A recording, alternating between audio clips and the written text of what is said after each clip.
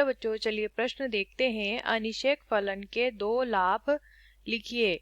तो आइए जानते हैं हमारे प्रश्न की मुख्य अवधारणा। यहाँ लिखेंगे हमारे प्रश्न की मुख्य अवधारणा।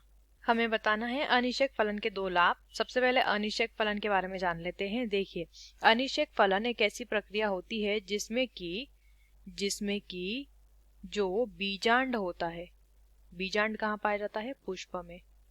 पुष्प में जो बीजांड होता है, इस बीजांड द्वारा बिना निषेचन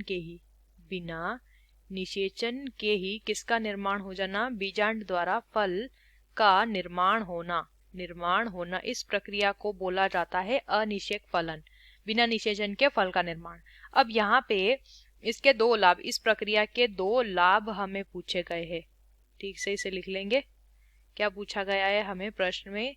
इसके दो लाभ हमें पूछे गए हैं। तो देखिए, पहला लाभ तो ये होता है कि बिना बीज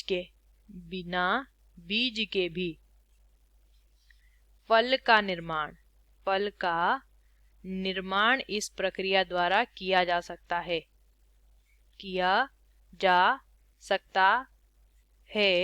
साथ ही साथ दूसरा लाभ क्या होगा? दूसरा लाभ ये होता है कि इस प्रक्रिया में परागण के लिए माध्यम या बाह्य कारक की आवश्यकता नहीं रहती है। तो इन दोनों लाभों को हम देखें तो इन दोनों लाभ द्वारा तीसरा लाभ और एक देखने को मिलता है व्यावसायिक दृष्टि से। यानी अगर इस तरीके से व्यवसाय करेंगे तो व्यावसायिक दृष्टि से अनिश्चयक जनन द्वारा विकसित जो फल होते हैं, उनका अपना महत्व और लाभ होता है। इनसे ज्यादा जो है फायदा या लाभ प्राप्त कर सकते हैं। आशा करते हैं आपको इस प्रश्न का उत्तर समझ आया होगा। धन्यवाद।